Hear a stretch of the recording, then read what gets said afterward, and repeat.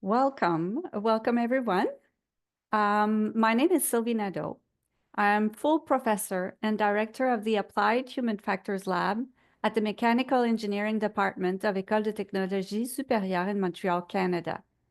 I'm also director of the master's program in Occupational Health and Safety Risks Engineering and faculty representative at the Academic Council in the same university in Montreal.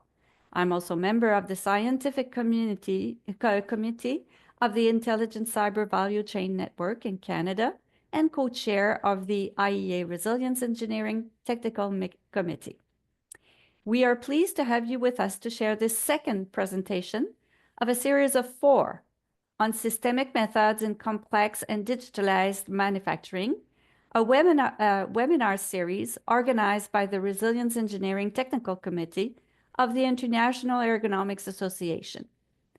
Today, Professor Ari Adriansen will share his collaborative work on FRAM, STAMP, and EASE, and present a case study of a collaborative robot.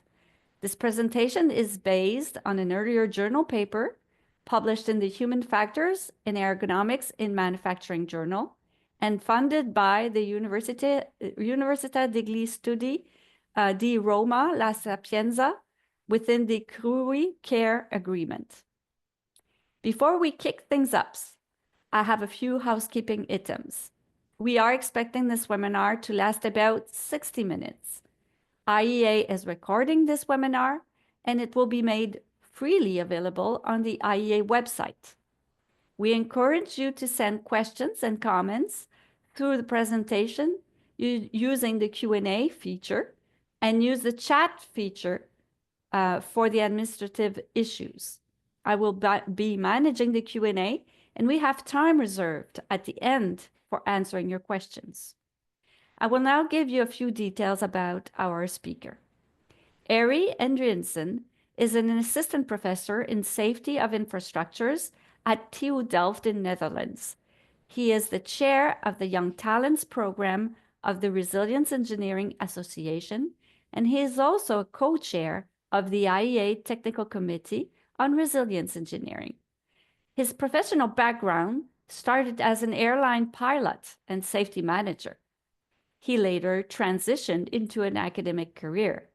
His previous professional experiences have heavily influenced his research interest on operational and socio-technical aspects of safety.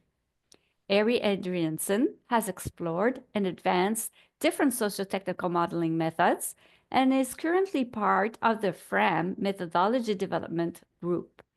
His publications have appeared in Safety Science, Ergonomics, Human Factors and Ergonomics in Manufacturing, and the International Journal of Industrial Ergonomics. He graduated from Lund University in Sweden in Human Factors and System Safety, and KU Leuven, Belgium in Mechanical Engineering. Welcome, Ari. I'll let you take it from here. Thank you very much, Sylvie. Hello to all the participants. I will share my screen so you can follow the presentation. All good, you can go. Very good. So, yeah, thank you all for being here online with us. I also want to specifically mention the support from Riccardo Patriarca. He's our chair of the Technical Resilience Committee at the IEA. And also a round of applause for Antonio Nacal for his practical support in setting up these webinars on the practical organization. So thank you very much. You can see that we are going to talk about FRAM, STAMP, and EASE. These are abbreviations for 3 systemic methods, but I will tell you more on what they mean. I applied this in a previous journal paper on a case study of a collaborative robot. And the takeaways should be for you to understand in your domain, what can I do with it? What is the potential? We cannot go into too much details as we only have in total 1 hour questions and answers included. But let's get going. You see my TU Delft University, that's our library in the Netherlands in the background. So that's also where I work. I actually live in Belgium and work in the Netherlands, TU Delft. And part of the research from which I'm presenting was performed at KU Leuven University in Belgium previously. So also thank you to the supervisors there. And currently, indeed, I work, as you can see, TU Delft's assistant professor at the Faculty of Technology, Policy and Management. These are the objectives for today. So it's also kind of the program. As you can see, we will end with a question and answer at the end. But first of all, I want to start with these three objectives which I want to reach with you. That is that I want you to understand the need for socio-technical methods in human-robot interaction. Actually, the fact that you're joining us, I don't think I need to persuade you for the need for that, but maybe we can learn a few things why this is necessary, find a good motivation first and set that out to then look into these methods. The second objective, I will introduce the three different methods which I have played around with during my research intensively. Which is STAMP, EAST, and FRAM. They have different scopes. It's also important to understand their different theoretical foundations and assumptions. Once we have better understanding, we can also better apply them. I think there are also some misconceptions, as is the case with all methods. And then we will look into some examples of the research, the results from a case study, and also talk a bit about the future potential. And hopefully also maybe in the question and answer, the potential for your domain.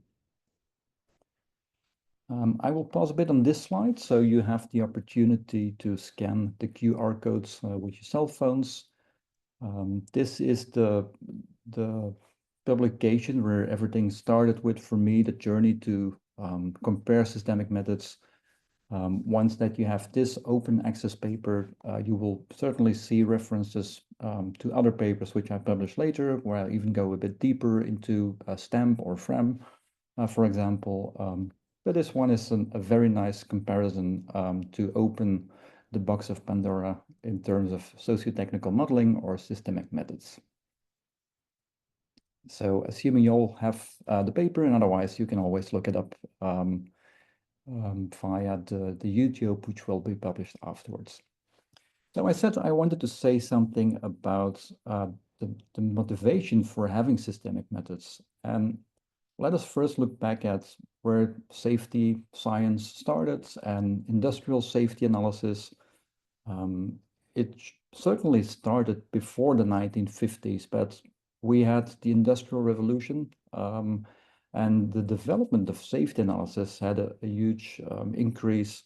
There was Heinrich in 1930 who did seminal work, and then in the 1950s we got things like, and the 60s, root cause analysis and FMEA, which were a typical answer to the failure and hazard analysis problems which we had as a cause of the Industrial Revolution technologies which we had.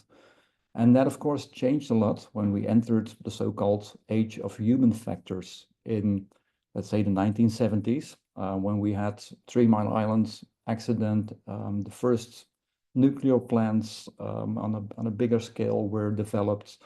We developed space programs, so we had complex systems where human components, the human factor was really important and essential. And there was a little paradox there that therefore we, instead of looking at how important that factor was, we started to blame the human with a human reliability analysis. But it's a two-sided story there. I would say that the human controller and the human in the loop and all of these things were also positively developed in this era. We gradually shifted towards a digital economy, and this is more or less the world we still live in. And actually, we still live in the age of technology and of human factors, but now also of systems thinking. As you can see, they overlap. It's not that one age replaces the previous one. They're all there. And the systemic and socio-technical analysis really became important when we began to see interconnections between systems and digitalization. And then we went even further, and we started to develop autonomous systems. Think about the self-driving cars, and think about the collaborative robots, which we're going to speak today about. There is also physical interaction with machines. I will show you in one of the next slides that this is really a very new development, actually. It's only exists since 10 years that we do this on an industrial scale, and we need to apply new methods for that. So with every age, there are new methods which we need, and that's actually the motivation for looking into what are the possibilities, what are the requirements, and what are the needs for us in the industry. Let me quickly explain with an analogy of looking at a car engine, what could go wrong. A 1950s view where we break everything down into components.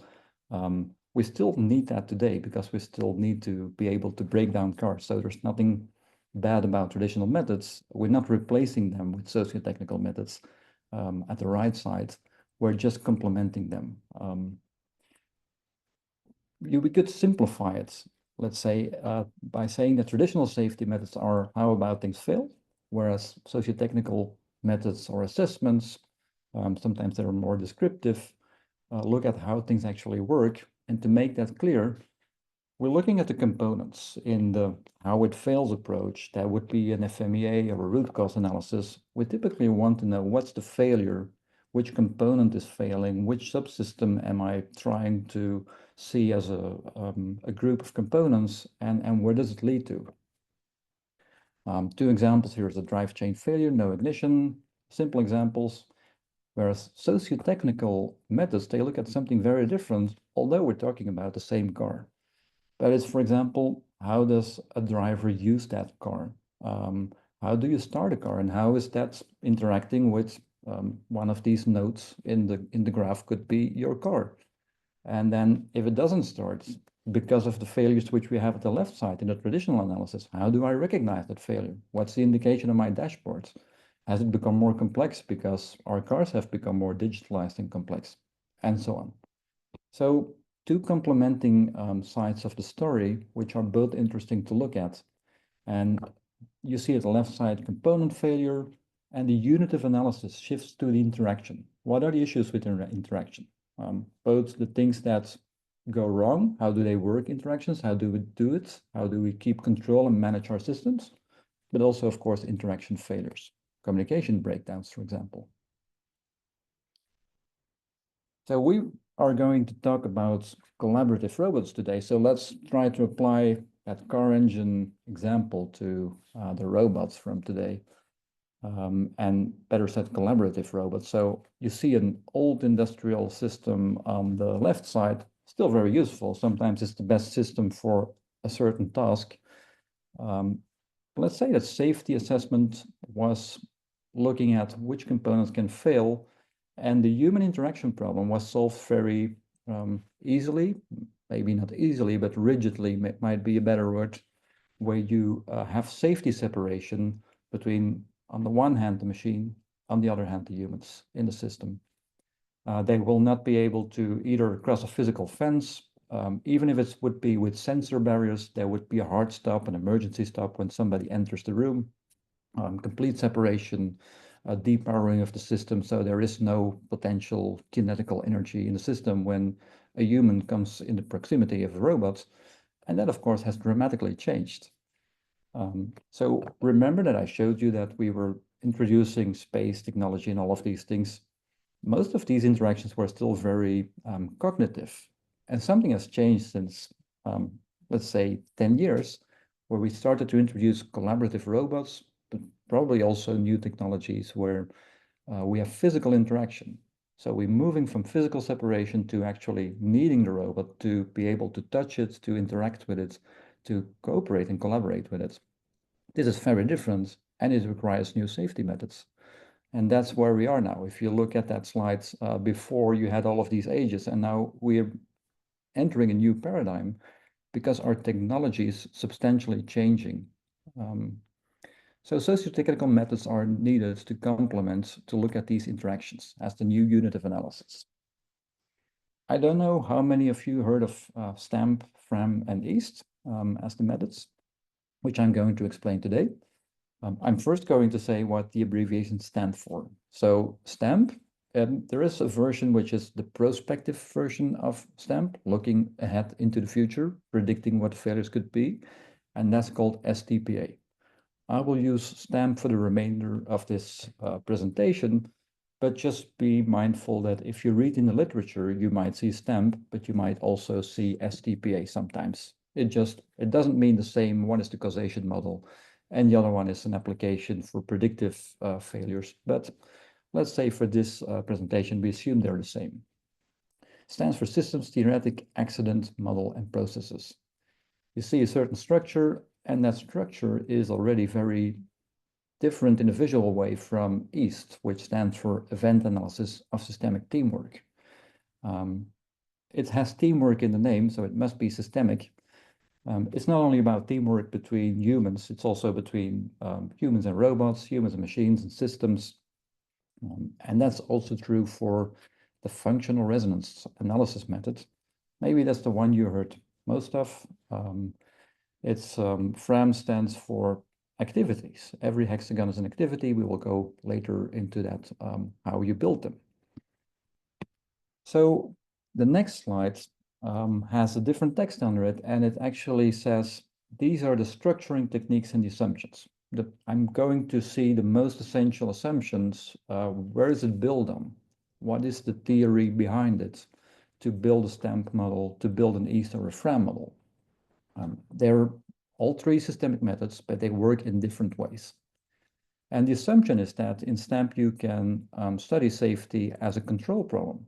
As long as you keep control, there is no safety problem. So good control, in a sense, is the same as keeping good safety as a positive thing, not as a negative thing. You know, the double paradox or the double negation, where the absence of safety become actually what we're looking for. And we call it, in a positive sense, we call it safety.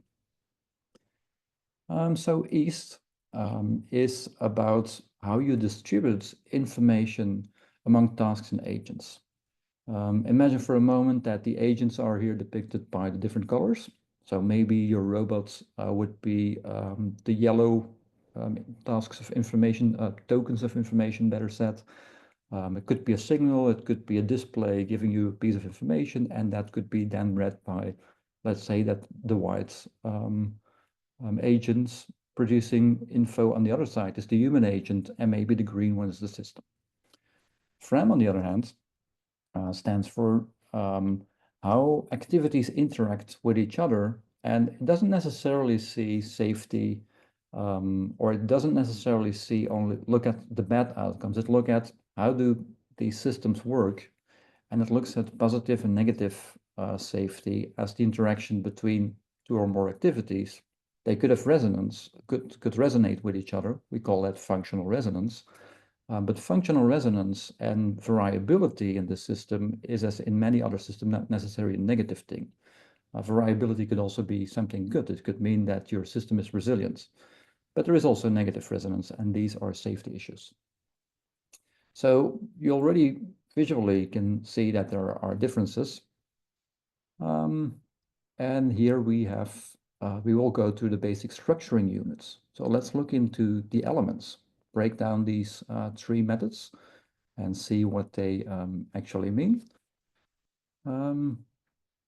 I see that somebody asks to close the Zoom notification at the bottom of the screen. In the chat. Thank you for showing that. Yes, so I think it's solved now. That was a remark in the chat. So STAMP, STPA, there we have the basic elements are controllers. You have controller A, B, but it could be many more. I just displayed two here. So between the controllers, remember that we have safety seen as a control problem. You need to produce control actions to always control the controller, which is hierarchically positioned below the top controller, which has control over the other one. And a control action would not be enough. You also need feedback to see what you're actually doing if that has a positive effect. So we have three elements already. Controllers, we have the control actions, we have the feedbacks, and the third bullet point says a control action feedback loop. So that's just the whole of the controllers and the control action and the feedback. It's not named there, but it's what the total of these elements make up. And if you have many of them, you actually get a hierarchical control structure. This is just a zoom in on a small part of it, but there would be many in an engineering system with robots. And what you finally try to achieve is that you try to avoid any unsafe control actions. There is a methodologic system behind it to identify these unsafe control actions. We will look into that superficially, not too deep, but in order that you understand it with a practical example later. So that's the goal of the system, to not have any unsafe actions. It's very useful in the early engineering phases of your design. So you can already look at problems before they happen. Typically think of automotive industries where they make cars, and you don't want cars to crash and then see how you can learn from that. You want to make sure that cars don't crash. So very useful for these early design phases.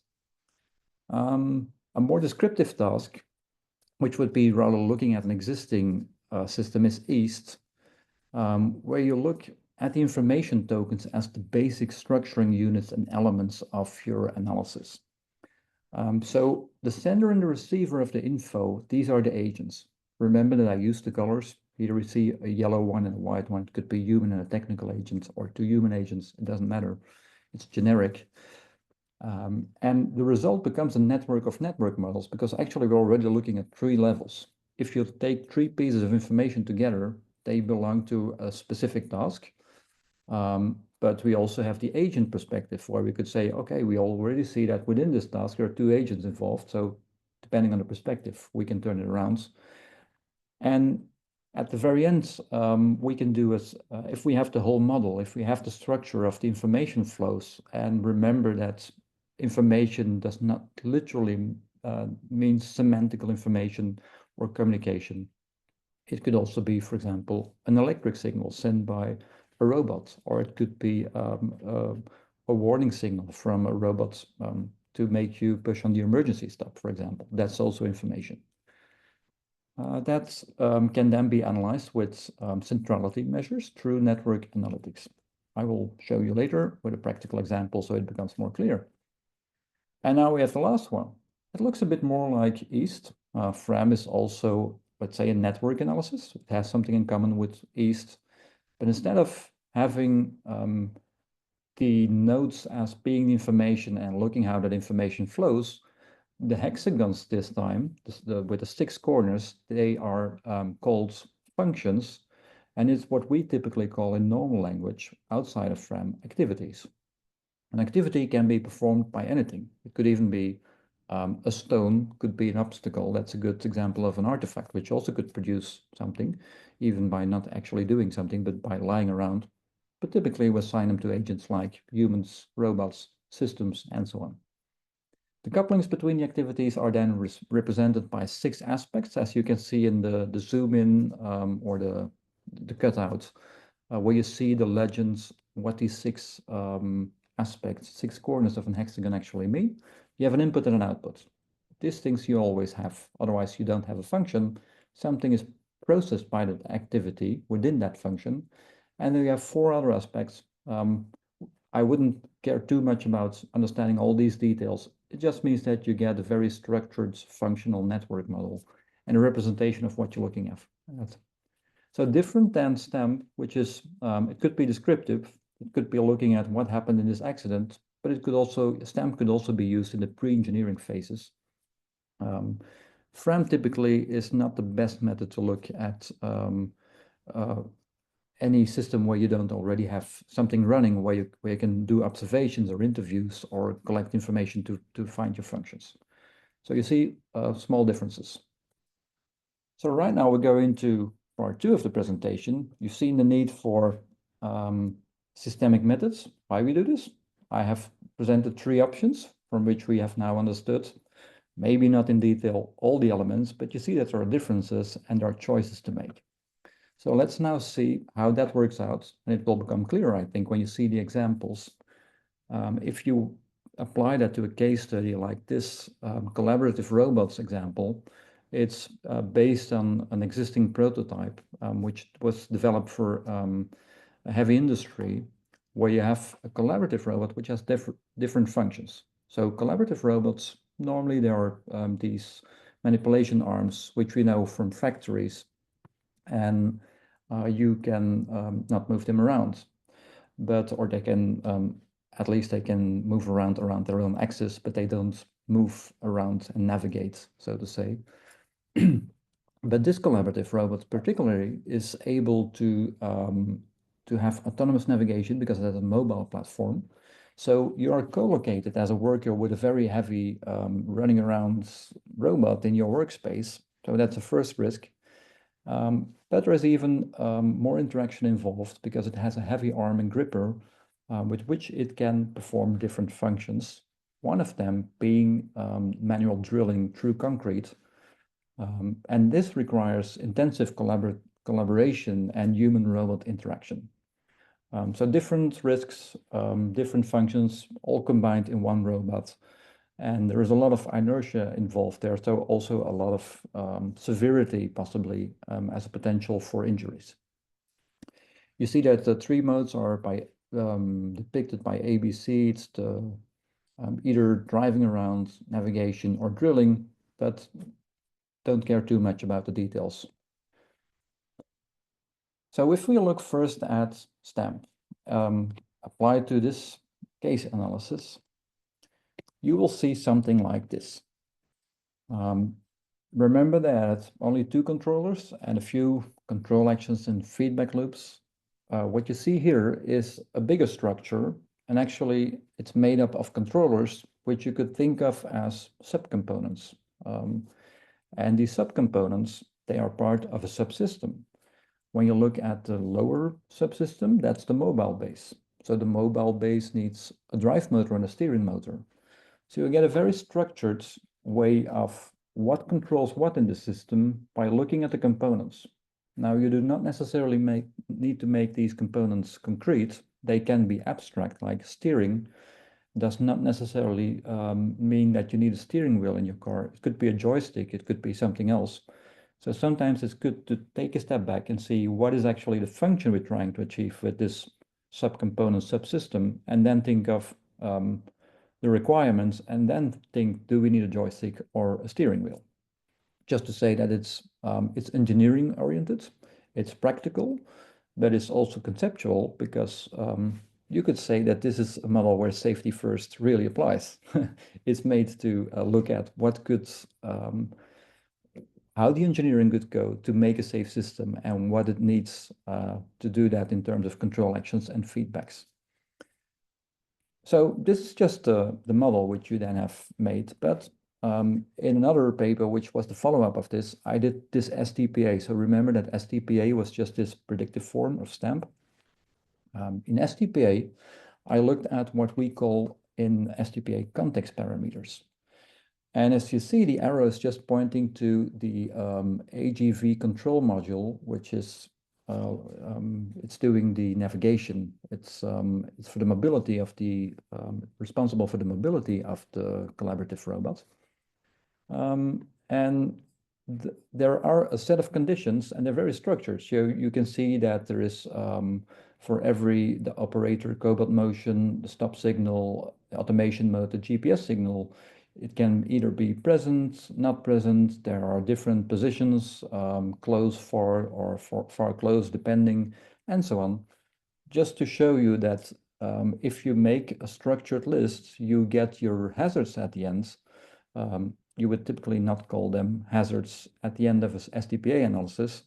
What you rather do is you could call them unsafe control actions, which can be derived from that. And these unsafe control actions then become the requirements which you engineer into your system. And we call them, in STPA language, we call them controller constraints. So the controller constraints 1 to 7 here were the output from that follow-up study. If you manage these things, you make sure that these hazards are managed according to a very structured system behind, which is just nice to explore here, to introduce. And then if you want to do one, it's resource intensive, but it's very systematic. let's now look into east as our second method and look how it's different. But also it has overlap with STAMP and FRAM. So east is looking at pieces of information. This is the exact same picture of, well, it's not the exact same picture, but it's the exact same study object, which is that same robot. And you see here that there are different tasks. So if you see the pieces of information, these are things which fire either a manual selection or the feedback of that manual selection. So information is also, like I said, electrical signals from robots, automation mode settings and things like that are also tokens of information. And then they're all collected in colors. You see red, green, blue, and these are the tasks which you saw before as the boxes around the tasks. So the visualization is a bit different because I used the software for this. But you see, for example, green means drilling and mode management, just choosing between navigation and being locked for a drilling task is the brown collection of information tokens, which then produce a task. You even see on the border of the circles, you see which agents are involved, so it's not that navigation is only a robot task, it involves humans and robots, sometimes simultaneously even. What you can then do with that is different than STAMP. We're now looking at centrality measures. And there is something which is called network analytics or networks analysis, which you can use for that. Maybe you know it from research. If you don't know it, it's very easy to understand in this example. There are many centrality measures, but I listed 3. You could measure.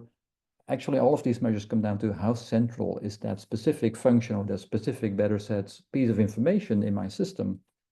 And if you look at between-us centrality, it quantifies how often a node lies within the short span between 2 nodes. And it's very good to look at what is it bridging. So what is it enabling in the system? And what is it being a bottleneck of? If it goes wrong, it has a bit like FRAM, it has 2 sides. You don't only measure the failures, but also how it works successfully. So whatever is a bottleneck when it fails is a bridge when it works. So that's between us, and our eigenvector in degrees is a very easy one. It's how many receiving nodes you have on that specific piece of information. It's just something else than between us, for example. I have now for you prepared the analysis of between us in the next slide. And if you look at, I've made an analysis of another level. These are not the information tokens anymore. These are the tasks. So the tasks are at the level where you would see, remember the brown information tokens on the left of the figure, they are mode management. And they appear to be the biggest collection of information pieces making the mode management task. And you see it at the right side, this is the biggest one, and it involves 3 agents, blue, yellow, and red, which is cobots, or actually sub-functions of agents, which is the cobots manipulator, the cobot navigation, but also the human operator. They're all involved in mode management, and this is the most, in terms of between us, it's the most central function, the most central collection of information exchanges in the system. So more qualitative at this point, but you can quantify it by applying the metrics. It's absent in STAMP in this way, so has other advantages and disadvantages, but you can see the possibilities from even applying different methods to the same case study to discover different risks, different hazards, and different perspectives. So I already think you feel now that it's easy to see how you can achieve results. Maybe that doesn't mean you can do an East or STAMP analysis of your own, but there's good literature out there from the originators from these methods. The intention here is to inspire you for the future and for your future work, or maybe something which you're already working with. And FRAM is the functional resonance analysis method. So we're going to look at what functional resonance actually is. The first thing is that if you look at these couplings between the activities, it's very simple in my example which you see here, which is just a dummy example. But if you apply it to the same collaborative robot, you get something which is, it seems more complex than the EAST model, but actually it resembles it very well. Because remember that we had these colors for specific groups of information, and they presented at their level being a collection of the same colors a task. I applied the same reasoning here. It's nothing which is part of the FRAM methodology standards, but it's something which you can do. So always think about how you can be adapting to the problem space you have and what you want to try to see. So we also have mode management, and you even see that the operator having the central function in between these two, the yellow and the blue Venn diagram is shared by two functions. It's very central. It has the most connections. It's where the operator provides hand guiding movements. And actually, by grabbing the manipulator with two hands, it provides a locking mechanism for the navigation. So it's a safety feature, but it's also a way to operate the drill at the same time. Therefore, a FRAM shows just what it's representing in reality. That's a very central function. It's shared by two things. And it resembles the findings from EAST that mode management was that most central task in terms of betweenus. So I could say, yeah, we receive or we reach a bit the same conclusions with FRAM as with EAST. We're looking at a descriptive way, and what are the most problematic bottlenecks maybe, or things which can go wrong or are really important in the engineering part, maybe really important in the training so that people know that they need to do this with the two hands. Well, actually, they don't, even if you don't train them, it will not, it's engineered out of the system, so it's a good way, but maybe training for the engineers and so on. Therefore, I did something else to not have the same conclusion. We're going to look into what can we do more, maybe. With FRAM, I went one step further, not in a paper from the QR, but with a follow-up paper. But it's just nice for you to take this journey with me, I think, and see a bit to get your head around some new opportunities and also, I think, for future potential, which is really important, not only for collaborative robots, but artificial intelligence and all of these things where we have a joint interaction, either on a cognitive level or a physical interaction. This next step can help you. And it's an interaction assessment. That's the generic way. But what I specifically did is interdependence analysis as a second step. So bullet one on the left, you see socio-technical modeling. That's standard what FRAM is already doing. You build the model. You try to manage the variability which is in there by first understanding what is it that I'm looking at. If I look at my model, what does it mean in reality? What is bottleneck? What is safe, unsafe? Where do I have the resonances?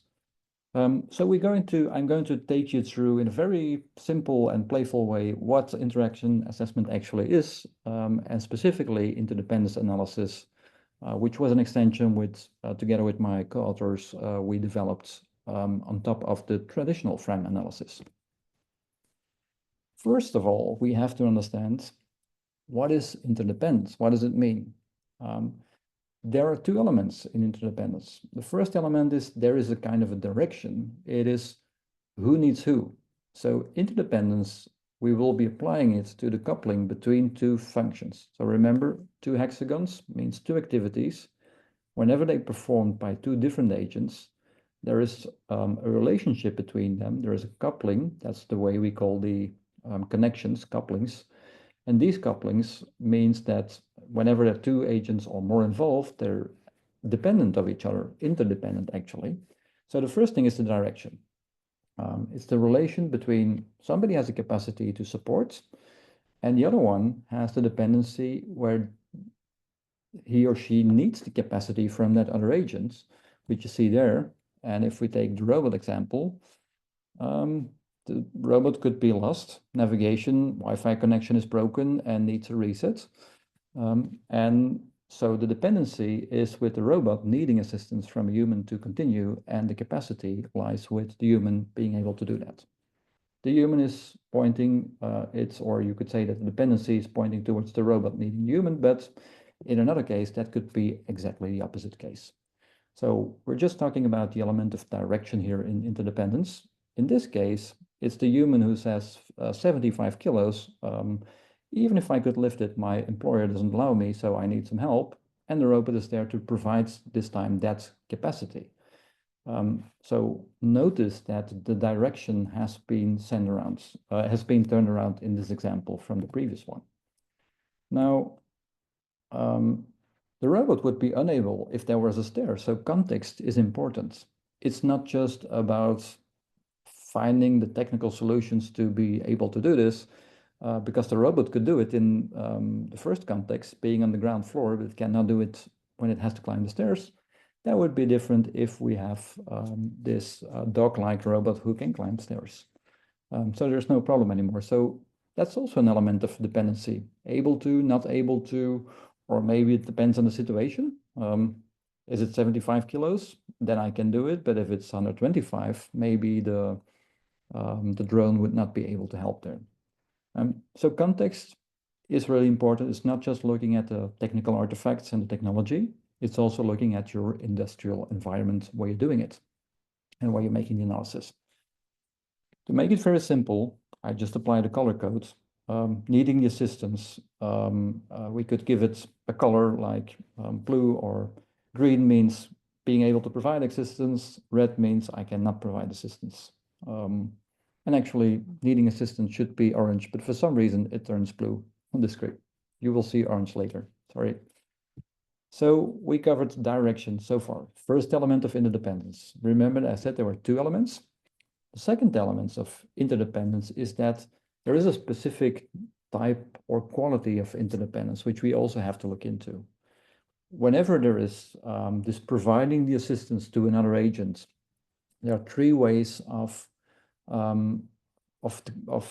determining a quality. It's actually a taxonomy of qualities of what it means to provide that assistance, to be able to provide that assistance. You could do it in terms of observability, predictability, or directability. And we can again label that. So we will have a direction, which is usually in FRAM always upstream, downstream. I will not go into the theory, all in the paper describes for which reasons that is. There are exceptions, usually upstream, downstream. So direction is fairly easy. But then we had these colors like, are we able to assist? Yes or no? And now we get a third label, which is either O from observability, P from predictability, or D from directability. Observability, I will give three examples, which makes it much easier to understand. So knowing about the system status or your individual status, think about your car and you're looking at your fuel gauge. You can immediately observe that there is no fuel left, and that's observability. I'm going to quickly see at Antonio. Go ahead. You wanted to interrupt and say something? Sorry, I made a mistake. I No only problem. want to see the Q&A. Sorry. Always nice to see you. See you later. So observability, fuel gauge. You look at your car and you see no fuel. Observing, there is it's green. Your car is able to tell you that. Predictability is the same fuel gauge, but maybe it's with a fuel management computer from your car saying you can drive another 200 kilometers on this fuel, and then you will be done. So there is also an element of projection into the future, what it means for you. That's predictability. It's kind of the same as observability, but there is an element of projection. And directability is your steering wheel. It's useless to know that you only have 200 kilometers to drive, and at the end only maybe you're running on empty. You have to be able to steer the car to a gas station. So this is in very simple terms what it means to have observability, predictability, and directability. You could say it in another way, that on the one hand, it's the explainability of the system, and that's going to be very important in our artificial intelligence, in our autonomous systems. What is my self-driving car doing? But also what's my collaborative robot's intention at this moment? And the other way around. Does the robot know what I'm going to do as a human when I walk around in the same workspace? And directability is our means to intervene and to have a different action than planned because of that observability. think of an emergency stop. I can change my course of going into the warehouse and so on. So now we have established this, we can say, okay, we already had a direction, we already had the colors, which means capacity and dependency, and now we can just apply the quality to it. And in this particular example, it's directability because these two robots, two examples, but they're both able to change the control of that system and to help support the weights for the human person. So just a simple example to say, we have all the elements which we need for analysis. At the left side, you see the summary of these interdependency labels, O, P, and D, and I've applied them to a dummy example at the right side. So you see our dummy example with a FRAM model where we have just 5 functions. What it means to be orange means that the receiving side needs assistance. So that's normal to be orange. It's not necessarily a bad thing. It's just needing each other, which is cool in interdependency. And it's the purpose of making collaborative robots and for collaborative robot tasks. And green means that the robot or the human is able to help that other agent. So if you see a green orange, we have a green checkbox. It means requirements made. I've produced one example where deliberately I made a red one, like the orange receiving side says, I need you, but either the robot or the human, which is on the upstream side, says, I'm not able to help you. So we'll label it red. This could be based on observations. It could be on engineering requirements. Depends on your study. Therefore, there is a cross like requirement is not met here. So I went a bit deeper into FRAM because we provided an exception here, or sorry, an extension, better said. That brings us to our final considerations. And I think there is only one really important thing to remember, that is that although there are 3 systematic methods, although many of the researchers which might use one method will also be knowledgeable about the other methods, there is no one solution fits all. I would say, look into your problem space. It is all about finding the right method for the right problem. If you were to have a command and control structure, like think, for example, if you have a digitalized information environment where you have a lot of systems, East would be very favorable because it is about how do I absorb information. Where do I reach cognitive overload maybe? What's the centrality of being able to have a controller? Do I need to be the central person, or is that an advantage or a disadvantage? If I think about STAMP, it's very good at looking early design phases when you're still engineering stuff, because somewhere in the process, not necessarily in the beginning, you have to become concrete about components and parts. We're missing that, I mean, it's not part of the standard method in East and FRAM, so you could do it yourself, but nobody in the method tells you to look into the choice of components, whereas STAMP eventually will say you, okay, now you have to look at what subsystem are you trying to achieve and how you're going to achieve that. So it's more engineering oriented, practically related. Other advantages. One of the differences is that it rather focuses on avoiding the safety scenarios. If you do that good, of course, you have safe performance, so it's also looking at the positive side. But I think, for example, FRAM especially is taking a very neutral perspective, like it doesn't even care if it's going to be positive or negative. It just looks at what do we have here, and in which term could specific combinations of activities become a problem. Therefore, it doesn't look at failures necessarily, but it looks at both sides of the system, successes, failures. And then, yeah, FRAM is very useful for rich system descriptions. It's also very resource intensive if you have a big system. So I would say if you have a specific scope, FRAM would be good, but not necessarily the most user-friendly, no, how should I say, is resource-friendly methods. And a warning, a disclaimer here, none of these 3 methods are a quick win. You have to invest in it. but I think that's true with safety anyway. Even if you do any of the traditional methods like a root cause analysis or an FMEA, it's going to cost you a lot of time and a team of people to do it. So that being said, I think it's a nice conclusion. No one solution fits all. I'm ready for giving the word back first to Sylvie and questions and answers. Hopefully there's some there. Okay, thank you, Ari.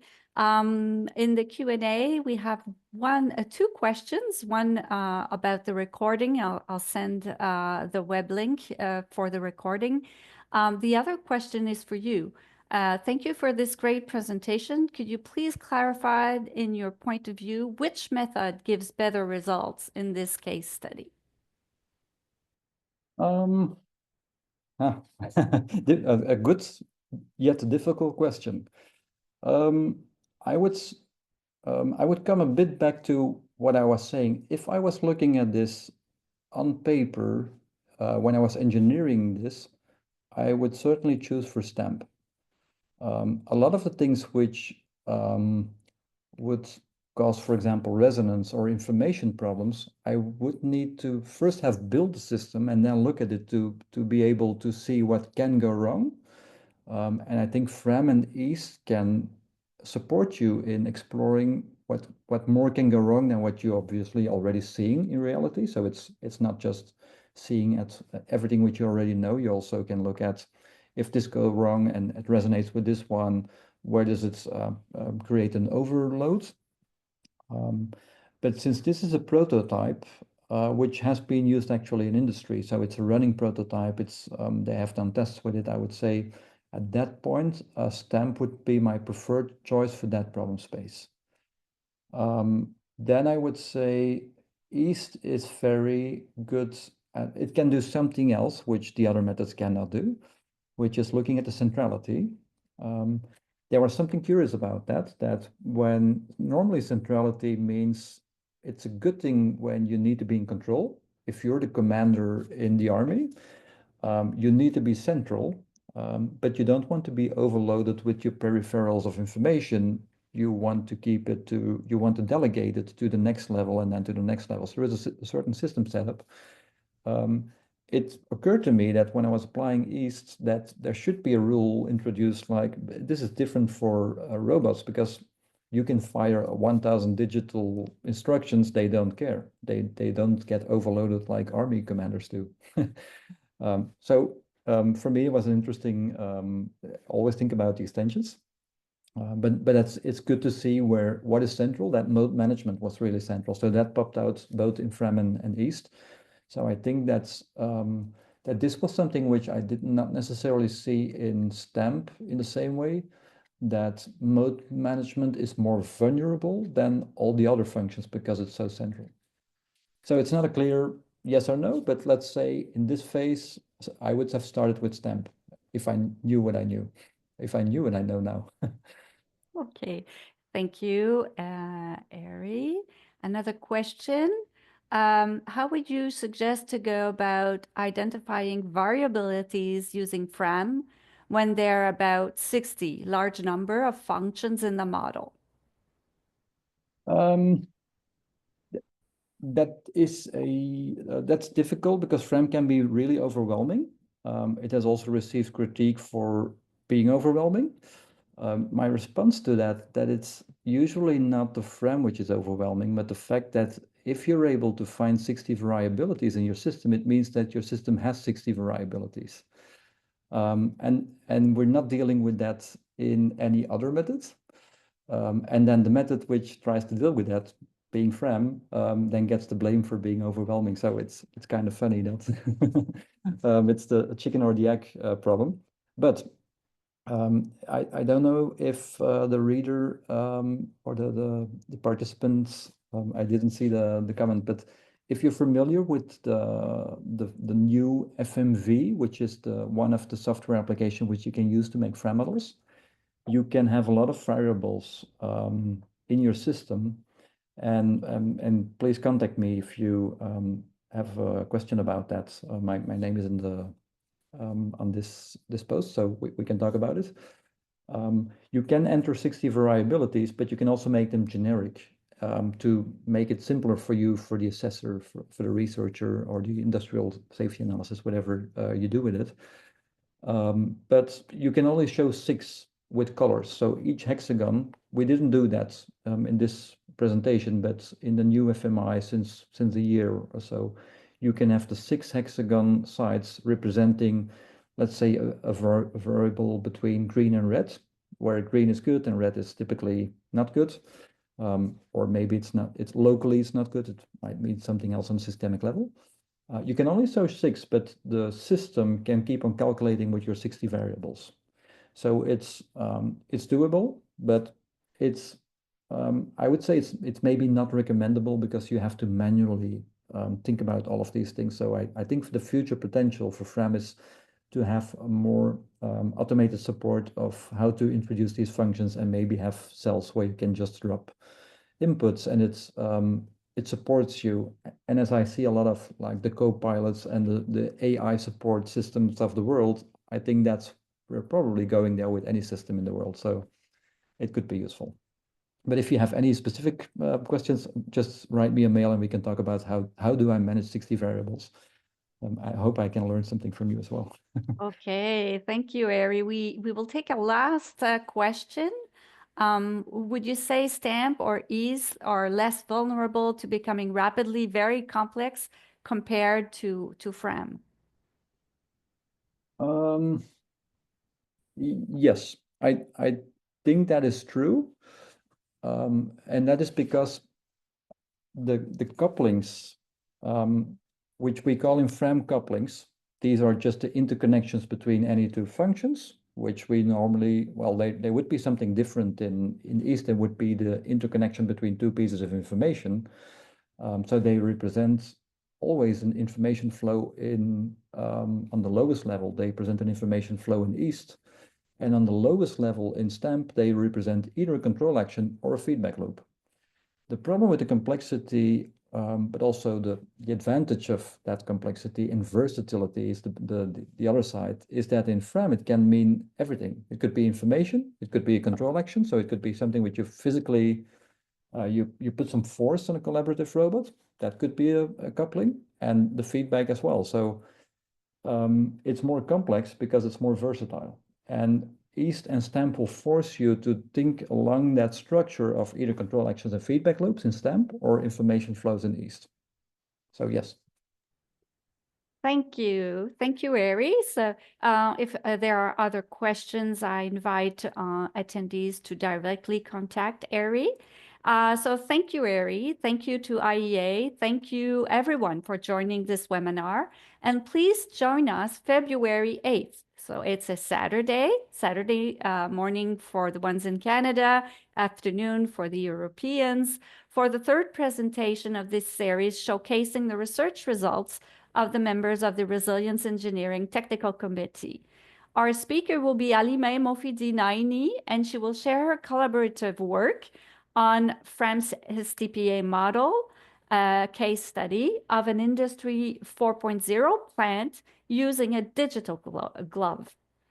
Please note that the attendees of this webinar, of all the webinars, actually will receive a web link for a post-webinar survey, and an attendance certificate will be delivered if you respond to the questions correctly. So I thank everyone, and see you all on Saturday. Thank you.